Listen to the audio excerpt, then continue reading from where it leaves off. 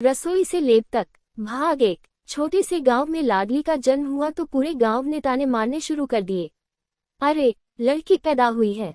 और माहौल मातम में बदल गया। लाडली के जन्म के कुछ ही समय बाद उसकी मां चल बसी। इस घटना ने उसे और उसकी जिंदगी को और भी कठिन बना दिया। लोग कहते, ये तो अभागन है, होते के साथ मां को भी खा गई। कुछ दिनों बाद लाडली के पिता ने उसकी परवरिश के लिए दूसरी शादी कर ली, लेकिन उन्हें यह अंदाजा नहीं था कि नई पत्नी इतनी निर्दयी निकलेगी। जब लाडली कुछ बड़ी हुई, सौतेली मां ने ही लाडली को रसोई के कामों में झोंक दिया। जब उसका सौतेला भाई हुआ तो उत्सव बनाए गए। लाडली का सौतेला भाई मां का लाडला था। जब वह भी बड़ा हुआ तो स्कूल जाने लगा। उसे पढ़ाई में कोई दिलचस्पी नहीं थी, फिर भी उसके जन्मदिन पर बड़े बड़े उत्सव होते। वहीं लाडली का जन्मदिन मानो किसी को याद ही नहीं रहता। लाडली का बचपन कठिनाइयों से भरा था।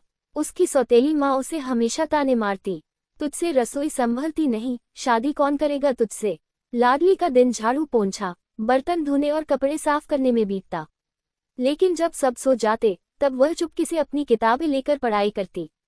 एक दिन उसके पिता ने उससे कहा, बेटा, लड़की हो या लड़का, सपने देखने पर कोई पाबंदी नहीं है। सपने पूरे करने की हिम्मत बस अपने अंदर लानी पड़ती है। ये शब्द लाडली के लिए प्रेरणा बन गई, लेकिन लाडली का सपना था बड़ा।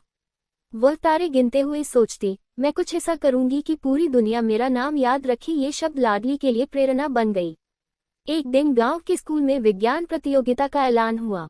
ये सुनकर लाडली के मन में एक उम्मीद जागी।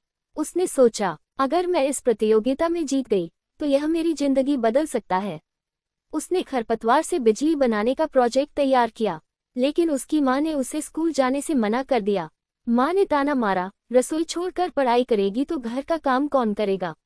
लाडली ने पहली बार हिम्मत जुटाकर कहा, अगर आज स्कूल नहीं गई तो मैं जिंदगी भर अपने सपने पूरे नहीं कर पाऊंगी। लाडली ने अपनी मां की बात अनसुनी कर स्कूल जाने का फैसला किया।